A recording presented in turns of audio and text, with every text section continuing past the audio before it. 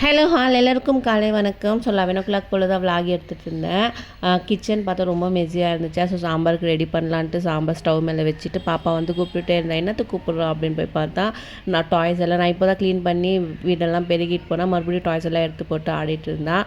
மறுபடியும் நான் வீடெல்லாம் க்ளீன் பண்ண மறுபடியும் டாய்ஸ் எடுத்து போட்டுட்டு எனக்கு கூப்பிட்டுட்டே இருக்கா. ரொம்ப என்னை வெறுப்பேற்றிட்டே இருப்பாள் என் பொண்ணு. அதுக்கப்புறமா வந்துட்டு பாத்திரத்தை எல்லாத்தையும் வாஷ் பண்ணி வச்சுருந்து ஸோ அது எல்லாமே அந்தந்த இடத்துல எடுத்து வச்சுட்டு சரி மாம்பழம் கட் பண்ணி கொடுக்கலாம் பாப்பாவுக்கு அப்படின்ட்டு மாம்பழத்தை தான் கட் பண்ணேன். சூப்பர் டேஸ்ட்டாக இருந்துச்சு. ஸோ நான் வந்து ஃபஸ்ட்டு ரொம்ப நாள் ஆச்சு இப்போ தான் சாப்பிட்டுட்ருக்கேன் மாம்பழமே.